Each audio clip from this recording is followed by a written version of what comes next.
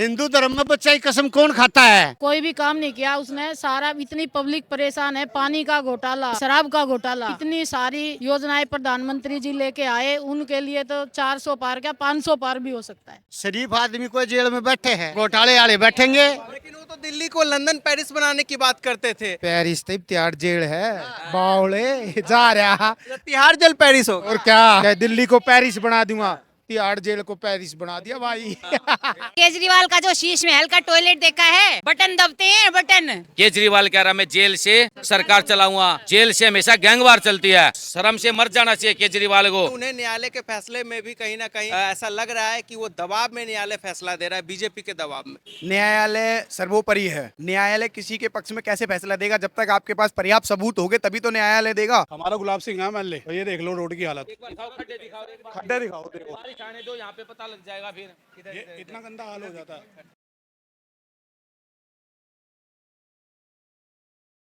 अब की बार मोदी सरकार, अब की बार 400 पार। महिलाओं के लिए ऐसा दावा किया जाता है। अरविंद केजरीवाल कहते हैं बहुत काम किया है। बिल्कुल नहीं, जैसा काम किया है तभी तो जेल में बैठा है। कोई भी काम नहीं किया उसने। सारा इतनी पब्लिक परेशान है, पानी का घोटाला, हर चीज का, शराब का घोटाला, कोई भी काम ऐसा नहीं है जो केजरीवाल ने किया हो। प्रधानमंत्री मोदी जी ने अब की बार रामलला का मंदिर, इतनी सारी योजनाएं प्रधानमंत्री जी लेके आए, उनके लिए तो 400 पार क्या 500 पार भी हो सकता है। दूसरी तरफ विपक्ष का इंडिया गठबंधन है जो दावा करता है हम लोगों पे बीजेपी जो है तानाशाही कर रही है। केजरीवाल कहते हैं मोदी जी हमसे डर गए हैं, इसलिए जेल में झूठे केस में हमें फंसा के डाल दिया गया है। कैसे देख रहे हैं? कोई तानाशाही नहीं कर रहा है। पब्लिक पागल नहीं है, वो समझ चुकी है केजरीवाल की सरकार ने इतना भ्रष्ट किया है हमारे यहाँ। अब की बार ये गठबंधन हो चाहे कोई भी हो, मोदी के अलावा कोई नहीं। शरीफ आदमी कोई जेल में बैठे हैं, इतना घोटाले वाले बैठेंगे। घोटाले वाले बैठते होंगे ना।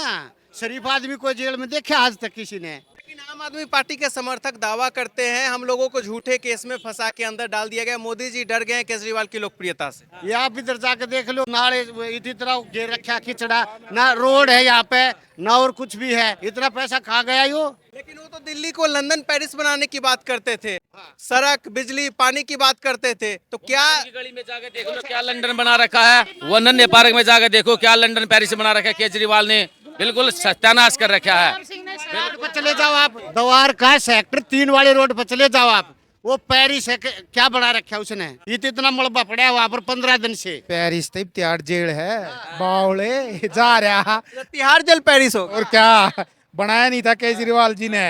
क्या दिल्ली को पेरिस बना दूंगा, तिहाड़ जेल को पेरिस बना दिया भाई। और एक एक करके उनके जितने भी नेता मंत्री है धीरे धीरे सारे उसमें पाए जा रहे हैं और सबको ही वहीं पहुंच रहा है। मुखिया जहाँ जहाँ जाएगा परिवार के सदस्य वहीं तो जाएंगे। दुर्गेश पाठक के पास भी ईडी की जांच पहुंच गई है। कैलाश गहलोत, गुलाब सिंह और जितने भी उसके विधायक हैं, खुद केजरीवाल ने आतिशी का और सौरभ भारद्वाज जी का नाम लिया है। और इससे ज्यादा क्या होगा? खुद वो अपने मंत्रियों को जो हिसाब किताब होता था शराब का, वो आतिशी देखती थी सौरभ भारद्वाज। तो इससे ज्यादा क्या होगा? और आप कह रहे हो पेरिस लंदन की बात, तो एक बार नन्हे पार्क न्यूटी में कहीं भी मतलब ये रोड पार करके जाके देख लो, आपको पता लग जाएगा क्या शराब घोटाला।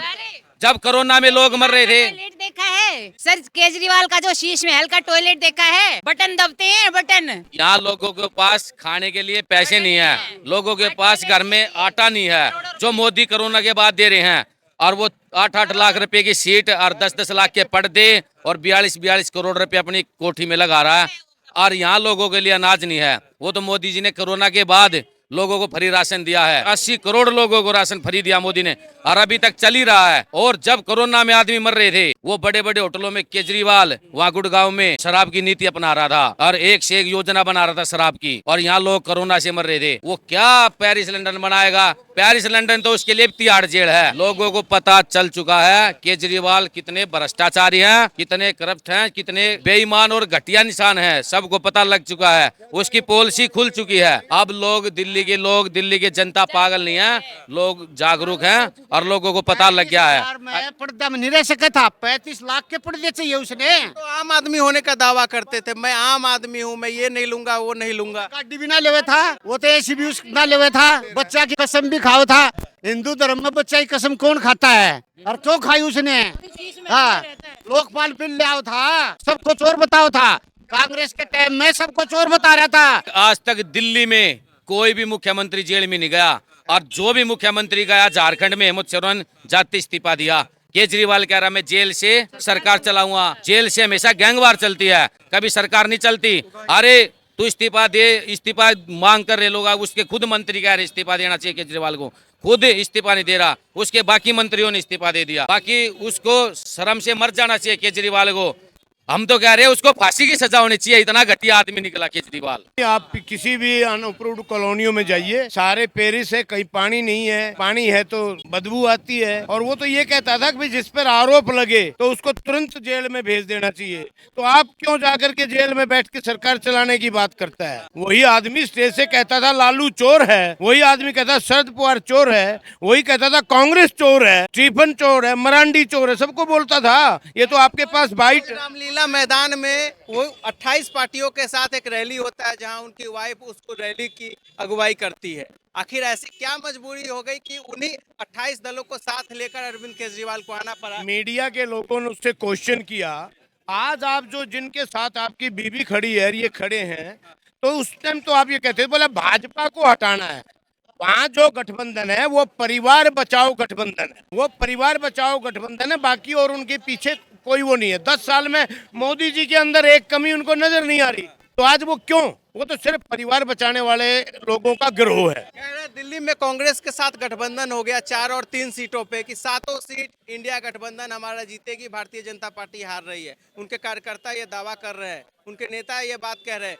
क्या लग रहा है जमीन पे वाकई ऐसा कुछ है? 14 में भी वो ये कहता था कि आप मुझे सारी सीटें दीजिए, 19 में भी उसने कहा सारी सीटें दीजिए। मेरे से मीडिया वालों ने, स्टार न्यूज वालों ने मेरे से शर्त लगाई, मिसेज यादव थी एक बेटी, तो मैंने कहा मैं आपसे 2-2 लाख की शर्त लगाता हूँ, 19 में भी जीतेंगे, 14 में जीते, और अब भी 7 सीट जीत रहे। हमारे भारतीय जनता पार्टी नरेंद्र मोदी जी ने जो 7 कैंडिडेट दिए हुए एक जमीन से जुड़े कार्यकर्ताओं को टिकट दिया है। और ये देखिए, जैसे परवेश 5,78,486 से जीत के गए थे, आज कमलजीत हिंदुस्तान का रिकॉर्ड तोड़ करके जीत के जाएगी, और बाकी 6 सीटें हम जीतने जा रहे हैं भारतीय जनता पार्टी दिल्ली में। और ये केजरीवाल के मुंह पे एक और तमाचा होगा, और उसके बाद हमारी हिंदुस्तान में फिर सरकार बनेगी। मोदी जी चुन चुन के एक एक को और जेल में डालने का उनको टाइम नहीं देंगे हम आगे। मोदी जी कह रहे हैं अभी बीते 10 साल में जो काम हुआ वो महज एक ट्रेलर था, यानी और भी कोई बड़ा ऐसा फैसला होने वाला है। कह रहे पिक्चर अभी बाकी है, अगला क्या होने वाला 24 से 29? देखिए, आपने बनारस गए थे, मैं 14 के इलेक्शन में गया था, 2 लोग सामने से गली में घुस नहीं सकते थे।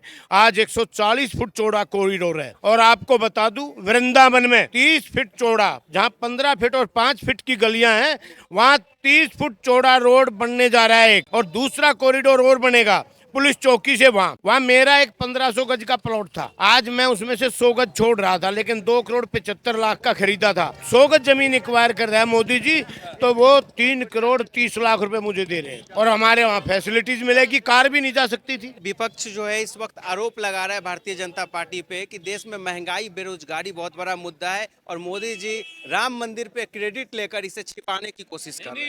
नहीं, महंगाई का तो कोई मुद्दा ही नहीं है। इनके पास मुद्दा होता तो महंगाई के इश्यू को लेकर चलते। यही कहते थे ना आपके मीडिया में बैठ के, मंदिर नहीं बनाएंगे, तारीख नहीं बताएंगे, दोनों बात यही लोग कहते थे।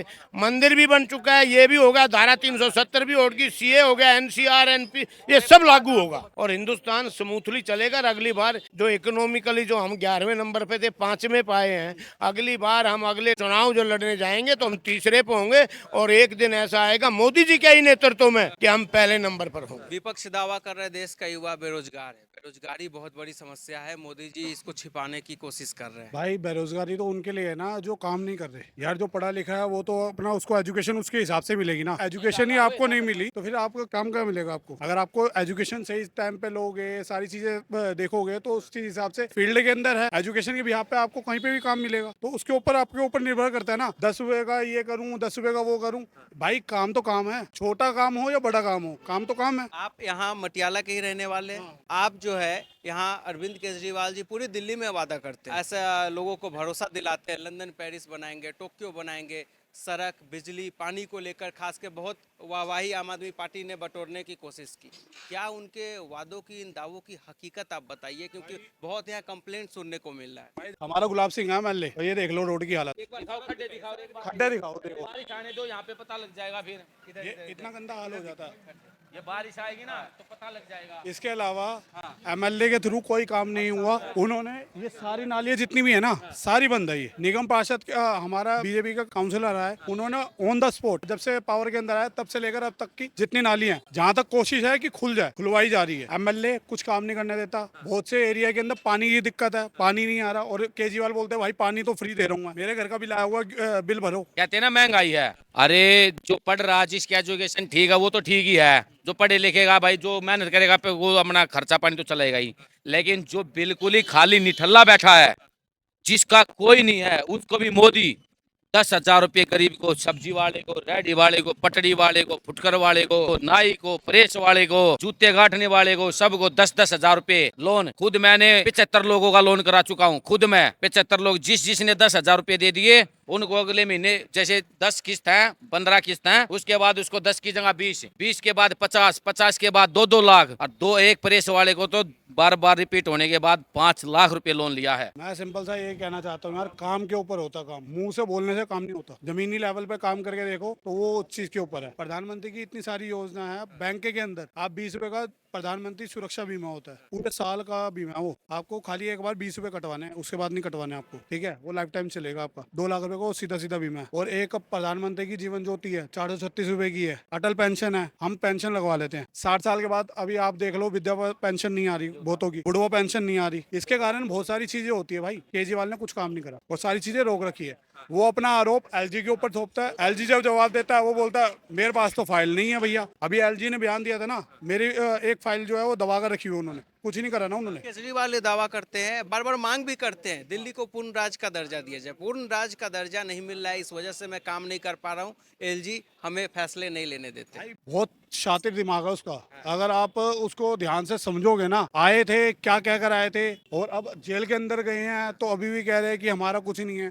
आतिशी जो उनकी मंत्री है, अलग अलग बयान देती है हर जगह, तो उस चीज के ऊपर भी तो रीजन है। सौरभ भारद्वाज अलग बयान देता है, आतिशी अलग बयान देती है। राघव चड्ढा को तो यहाँ से गायब भी कर दिया। सुबह सुबह एक ताजा वीडियो आता है पंजाब से, भगवंत मान और संजय सिंह जब मिल रहे हैं तो ठहाके लगाते हुए मिल रहे हैं। सोशल मीडिया पे ऐसी खबरें चल रही है कि आखिर केजरीवाल के जेल जाने से ये दोनों काफी खुश नजर आ रहे हैं। और कल ही एक इनका मंत्री है आम आदमी पार्टी का दिल्ली से, वो इस्तीफा भी दे देता है। तो आखिर क्या लग रहा है, आने वाले दिनों में ये पार्टी टूटने वाली है? क्या टूटती हुई दिख रही है? झूठ के ऊपर सारे मंत्री जेल में पड़े और क्या पार्टी टूटेगी? जब हमारी शिक्षा, हम लोगों को क्या चाहिए? शिक्षा और स्वास्थ्य। अंकल जी आपको क्या चाहिए? शिक्षा और स्वास्थ्य। हमारी शिक्षा भी जेल में और स्वास्थ्य भी जेल में, और इससे ज्यादा क्या टूटेगी आम आदमी? जब सारे मंत्री, उनके महामंत्री, शिक्षा, सब कुछ ही जेल में पड़ा है। खुद केजरीवाल उनका बड़ा बड़ा ठग जेल में पड़ा है, और इससे ज्यादा दुर्भाग्य क्या होगा हम दिल्ली वासियों का? हम अयोध्या वासी हैं। अयोध्या वासी है। अयोध्या में लंबे वक्त के इंतजार के बाद भगवान श्री राम का भव्य मंदिर बना।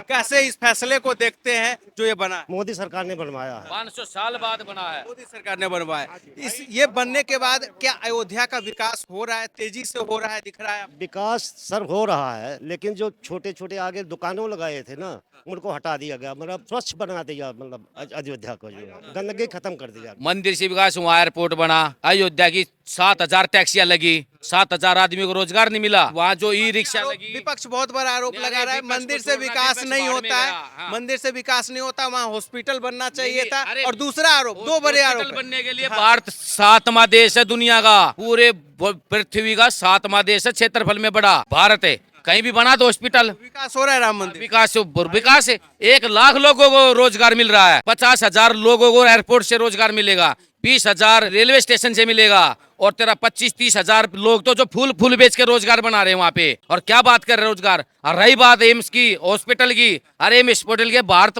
पूरी धरती पे 7वें नंबर का देश है, कहीं भी जाके बना दो हॉस्पिटल। हॉस्पिटल का मुद्दा कहाँ से आ गया? ये खाली चोचली बकवासबाजी हैं, राम मंदिर के विरोधी हैं, और जिसने भी रामलला का विरोध किया ना वो जमीन में गड़ गया, और नहीं तो जमीन में नहीं गड़ा, वो सुधा ऊपर ही चला गया। आरोप लगा राम मंदिर निर्माण के बाद जो है बहुत सारे घर तोड़े गए वहाँ, तो घर तोड़े गए।